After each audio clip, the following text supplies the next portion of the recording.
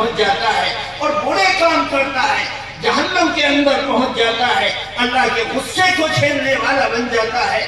میرے دوستو، اسی چیز کو کہا جاتا ہے کہ تم اللہ کی دی ہوئی عقل کو صحیح استعمال میں لے کر آؤ۔ بہت سے لوگ ایمان کا کلمہ پڑھتے ہیں، نمازیں پڑھتے ہیں، زکوٰۃ دیتے ہیں، حج کرتے ہیں، نیکیاں کرتے ہیں، سچ بولتے ہیں، امانت داری کرتے ہیں، اللہ کی اطاعت کرتے ہیں، نبی کی اطاعت کرتے ہیں، اس کے باوجود ان کی زندگیوں میں مشکلات ہیں۔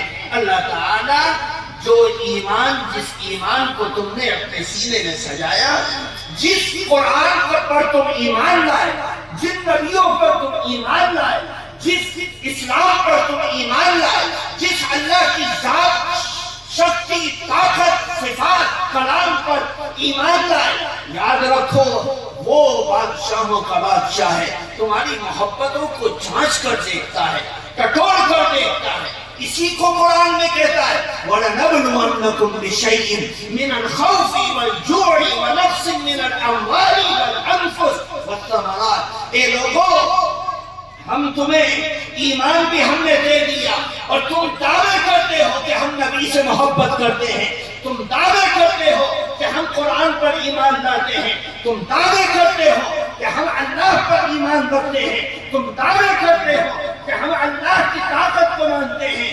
یاد رکھو، ہم تمہارے ایمان کو جانچ کر دیکھیں گے، ٹٹول کر دیکھیں گے، پرکھ کر دیکھیں گے۔ آج دنیا کے اندر کوئی مسلمان ایمان کا کلمہ پڑھ کے پریشان ہے، بھوکا ہے، پیاسا ہے، دکھی ہے، غمزدہ ہے، بیماری میں ہے، یاد رکھے اللہ تعالیٰ اس کو آزما رہا ہے کہ یہ میرا بندہ اس پریشانی کے عالم میں، اس مصیبت کے عالم میں، بھوک کے عالم میں، بے برکتی کے عالم میں، کمزوری کے عالم میں، غربت کے عالم میں میرا اور میرے نبی کا دامن چھوڑ تو نہیں رہا ہے، یا وہ چھوڑنے کا ارادہ تو نہیں رکھتا ہے۔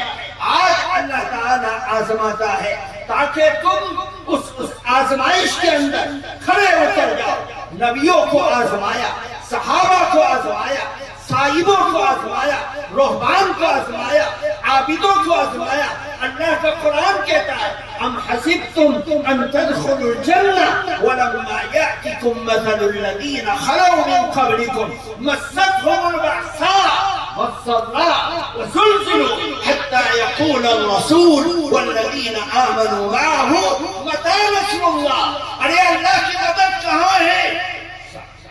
نبی کے ساتھی بھی کہہ رہے ہیں، نبی کے ماننے والے بھی کہہ رہے ہیں، اور یہاں تک کہ نبی بھی بول پڑے کہ اللہ کی نصرت اور مدد کہاں ہے؟ جب صحابہ نے کہا، اللہ کے نبی کی نگاہیں اٹھ گئی۔ میرے دوستو، بزرگوں، اس دنیا کی زندگی میں اللہ تعالیٰ ایمان والوں کو سب سے زیادہ آزمائے، کیونکہ وہ اپنے دعوے کے اندر کھڑے ہیں۔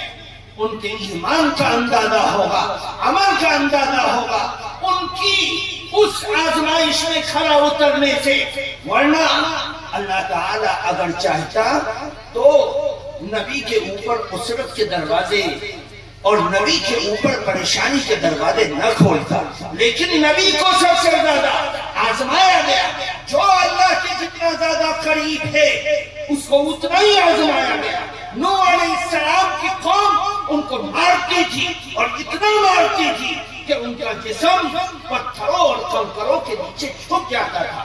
وہ اللہ سے شکایت کرتے تھے، اللہ کے نبیوں کو آڑوں سے چیر دیا، اللہ کے نبیوں کے جسم کے ٹکڑے کر دیے، اللہ کے نبی کو بھوکا رکھا گیا، اللہ کے نبی کو تنگ وادیوں میں رکھا گیا۔ نبی پاک صلی اللہ علیہ وسلم کو شام ابی طالب میں قید کر دیا گیا۔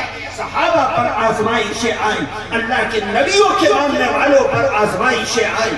صحابہ کے لیے دروازے تنگ کیے گئے، نبی کے چہرے کو زخمی کیا گیا، نبی کے خون کو بہایا گیا، نبی کو پریشان کیا گیا، نبی کو بھوکا رکھا گیا۔ سب آزمائش کے وہ دروازے تھے جن میں اللہ تعالیٰ نبی کو، نبی کے ماننے والوں کو یہ دکھلانا چاہ رہا تھا کہ دیکھو تمہارا پیغمبر ہمارے سب سے زیادہ قریب ہے، ہم اس کو جانچ کر دیکھ رہے ہیں۔ جب ہم اس کو اپنے راستے میں سختی کے کانٹوں کے راستے سے گزار سکتے ہیں، تو اے ایمان والو، اے محمد کے ماننے والو، اے قرآن کے ماننے والو، تم اس دنیا کی زندگی میں یہ مت سوچنا کہ ہم تمہیں آخرت میں بھی جنت دیں گے اور یہاں پہ بھی جنت دیں گے۔ افحسبتم ان تدخلوا الجنہ ولما یأتکم مثل الذین خلوا من قبلکم۔ اللہ کا قرآن کہہ رہا ہے میرے دوستوں بزرگوں، اس دنیا کی زندگی میں آزمائش کا آنا جنت کے بالا خانوں کے دروازوں کے کھلنے کا ذریعہ ہے۔ آج دنیا میں مسلمان آزمائش میں ہیں، ان کے ایمان کی جانچ پڑتال ہو رہی۔ سب سے زیادہ مصیبت، پریشانی، آزمائش اگر کسی پر ہے تو اس پر جو اللہ کا کام کر رہا ہے، نبی کا کام کر رہا ہے، قرآن کا کام کر رہا ہے، اسلام کا نام لے رہا ہے۔ ہمارا خدا ہے، اللہ کا قرآن کہتا ہے ذالک بأن اللہ مولا لہم وأن الکافرین لا مولا لہم۔ اللہ کا قرآن کہہ رہا ہے کہ میں ایمان والوں کا مددگار ہوں، سن لو مددگار ہوں، لیکن اس دنیا کے کانٹوں بڑے بستر پر چلنے کے بعد، راستوں پر چلنے کے بعد، بستروں پر لیٹنے کے بعد، آزمائشوں کے بعد، دکھوں کے بعد، پریشانیوں کے بعد، پھر میں تمہارے لیے وہ آسانی کے راستے مہیا کروں گا جس کا ما زاغت عین ولا سمعت اذن ولا خطر علی قلب بشر۔ وہ جنت ہے جو کسی کی آنکھوں نے نہیں دیکھا، جو کسی کے کانوں نے نہیں سنا، جو کسی کے زبان نے نہیں بولا۔ بس اس جنت کی نعمتوں کو تمہارے لیے میں نے رکھ رکھا ہے، ذرا سی پریشانیوں کو جھیل کر تو آؤ، ذرا سی مصیبت کو جھیل کر تو آؤ۔ اللہ نے ان مصیبتوں کے دروازے کھول رکھے۔ یہ مصیبت دو طرح سے آتی ہے، ایک کسی کے گناہوں کی وجہ سے آتی ہے، دوسرے کسی کے مقام کو بلند کرنے کے لیے آتی ہے۔ صحابہ پر آئی، ان کے مقام کو بلند کرنا تھا کہ اے صحابہ تمہارا مقام وہ ہے جو رضی اللہ عنہم ورضوا عنہ کا ہے، جن سے اللہ راضی ہوتا ہے اور وہ اللہ سے راضی ہوتے ہیں، جن کو جنت الفردوس کہا جاتا ہے۔ اے صحابہ تمہارے اوپر آزمائش ہے، تم نے ایمان کا کلمہ پڑھا، تم نے قرآن کو پڑھا، تم نے نبی کا دامن تھاما، تم نے اللہ کے کلام پر ایمان رکھا۔ یاد رکھو تم نے سب کچھ کیا، اب تمہارے مقام کو جھنجھوڑ کر، آزما کر، پریشانیوں میں مبتلا کر کے اس مقام تک تمہیں پہنچانا ہے جس مقام کی امید ہر اللہ کا بندہ کرتا ہے کہ میرے لیے اگلا جنم اچھا ہوگا، وہ اچھا کرے گا اور ایسا کرے گا کہ اس دنیا کی زندگی میں ان کو کہہ دیا یہ جنتی ہے، ابو بکر جنتی ہے، عمر جنتی ہے، عثمان جنتی ہے، علی جنتی ہے، سعد جنتی ہے، سعید جنتی ہے، عبد الرحمن جنتی ہے، زبیر جنتی ہے، طلحہ جنتی ہے۔ وہ چل رہے ہیں مدینے کی زمین پر اور ان کو بشارت دی جا رہی ہے یہ جنتی ہیں، کیونکہ ان کا اس دنیا کے آزمائش میں کھڑا اترنے کے بعد وہ مقام تھا جو مقام ہر کس و ناکس کو نہیں مل سکتا۔ ان کی قربانیاں تھیں، وہ آزمائشوں میں کھڑے اتر گئے تھے، لیکن وہ دروازے اللہ نے بند نہیں کیے، قیامت تک رہے گے۔ فرمایا فتنوں کا زمانہ ہوگا، فتنوں کا زمانہ ہوگا، بڑی تبیروا بالمعروف وتناهوا عن المنکر حتی اذا رأیت شحا مطاعا وهوى متبعا ودنیا مرسلة واعجاب كل ذی راع براع۔ ہر دروازے سے فتنہ جھانکتا ہوگا، شیطان کا مشن بلند ہوگا، چوکوں پر، چوراہوں پر، گلیوں میں، کھیتوں میں، پہاڑوں میں، بیابانوں میں اللہ کی نافرمانی کا جھنڈا بلند ہوگا۔ اس وقت ایمان کی حفاظت للعامل فیہن مثل قبض الجمل، اس زمانے میں میرے دین پر عمل کرنا اتنا مشکل ہوگا جتنا کہ ہاتھ کی ہتھیلی پر دیکھتے ہوئے انگارے کو رکھنا۔ کتنا مشکل ہے، کوئی نہیں رکھ سکتا، تڑپ جائے گا۔ فرمایا فتنوں کا زمانہ ہوگا، لوگ خواہشات پر چلیں گے، دنیا کو دین پر ترجیح دیں گے، اور لوگ اپنی رائے کو یہ سمجھیں گے کہ میرا فیصلہ سب سے بڑا اور سب سے اچھا فیصلہ ہے۔ لوگ جب اس چیز میں بیماری میں مبتلا ہو جائیں، اس وقت فطروں کے دروازے کھل جائیں گے، اس وقت دین پر عمل کرنا اتنا مشکل ہوگا جتنا کہ دہتے ہوئے انگارے کو اپنے ہاتھ میں رکھنا۔ فرمایا کہ اس زمانے میں جو دین پر میرے عمل کرے گا وہ اس زمانے کے تم میں سے اے میرے صحابہ 50 عمل کرنے والوں کے اجر کے برابر ثواب پائے گا۔ یہ فتنوں کا دروازہ کھل رہا ہے اور کھلنے کو ہے۔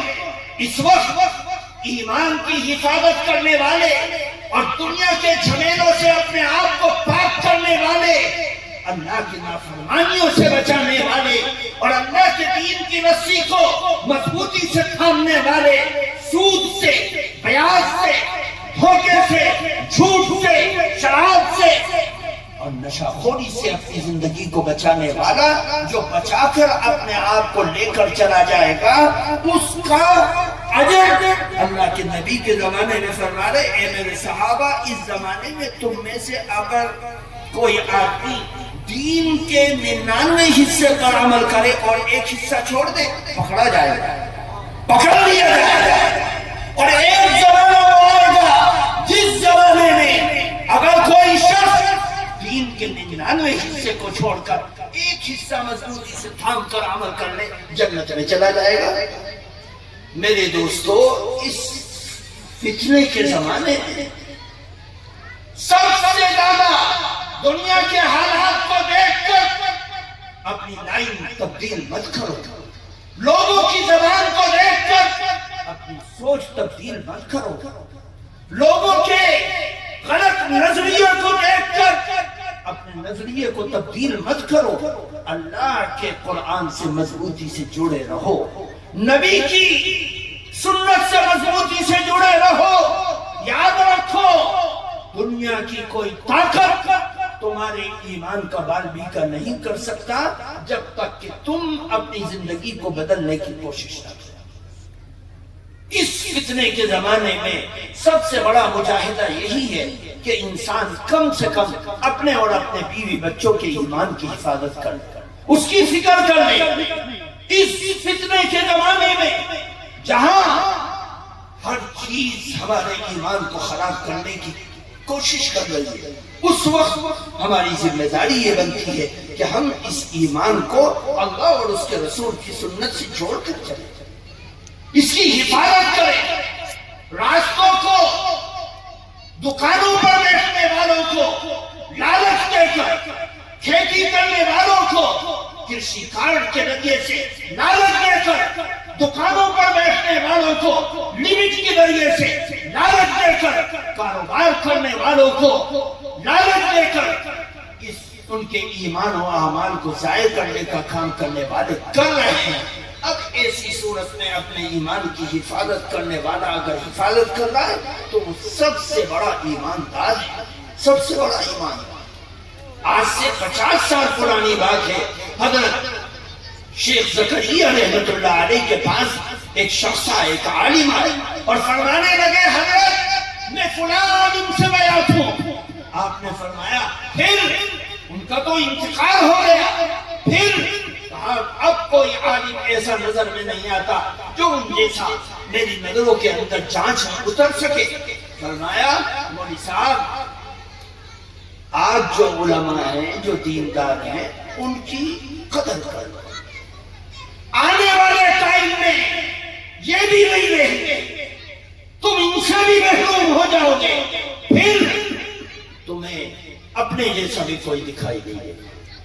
میرے دوستوں، بزرگوں، اس زمانے کے اندر جو دین کی حفاظت کر رہا ہے، فرائض کی حفاظت کر رہا ہے، اللہ کے قرآن کو پکڑے ہوئے، دین کو پکڑے ہوئے، وہ سب سے بڑا اللہ کا ولی ہے۔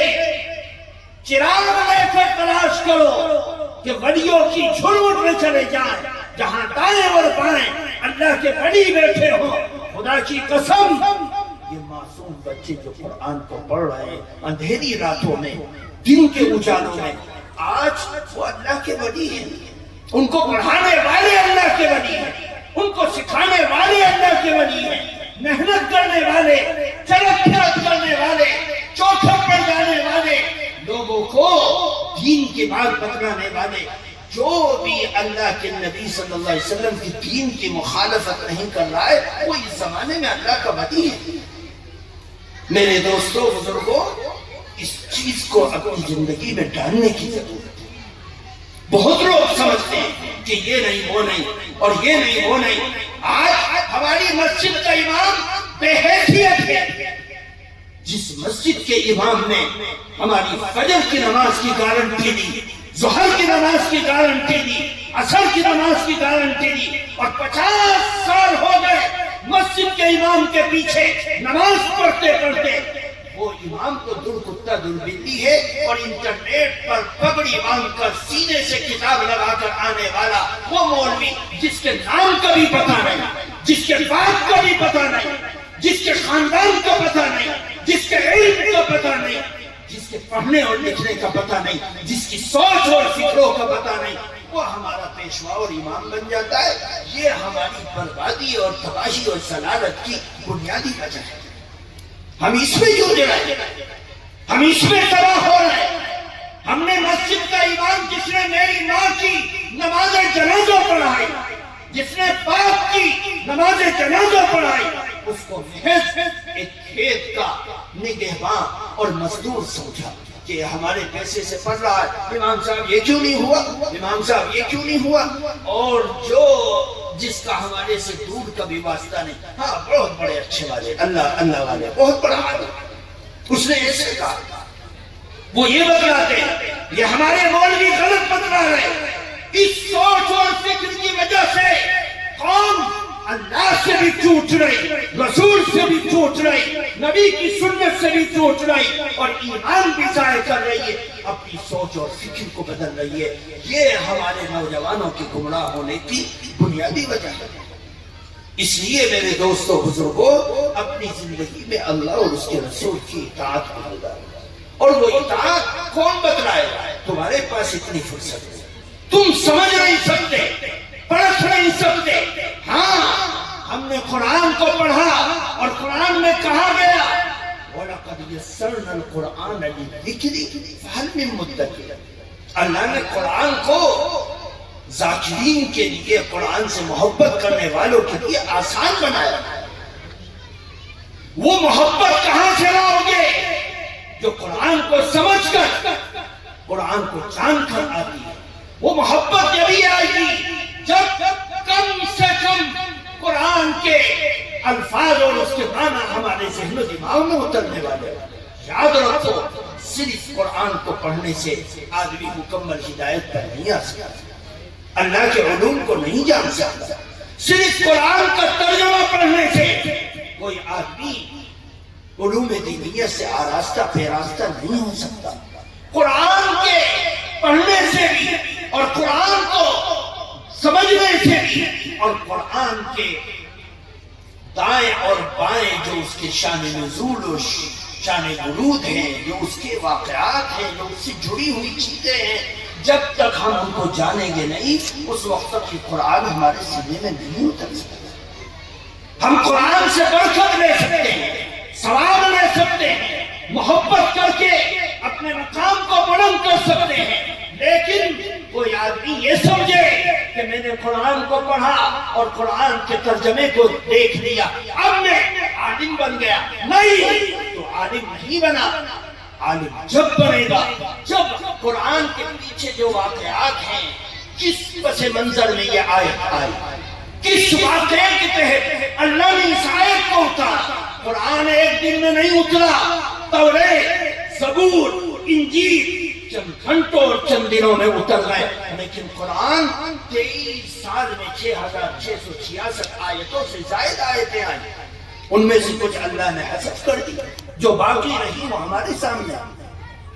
یہ قرآن کی 6666 آیتیں، قرآن کے 30 پارے اور 114 صورتیں اللہ نے نبی کے واسطے سے ہمیں ادا کی ہیں، ہمیں عطا کی ہیں۔ ہم اس کے اندر ہدایت کو تلاش کریں، ہم اس کو اپنا ایمان سمجھیں، ہم اس کو اپنی بنیاد سمجھیں، ہمارا ایمان اس کے اوپر ٹکا ہے۔ کوئی قرآن کی آیت سمجھ کر اور پڑھ کر اور ترجمہ کر کے ہمیں بتلانے لگے، اس کی کوئی حیثیت نہیں۔ یہ انٹرنیٹ کا مولوی ہے، یہ یوٹیوب کا مولوی ہے، یہ فیس بک کا مولوی ہے، یہ انسٹاگرام کا مولوی ہے، یہ مولوی ہے ہمارے ایمان کا ڈاکہ ڈال سکتا ہے، ہمارے ایمان کے بنانے کا کام نہیں کر سکتا۔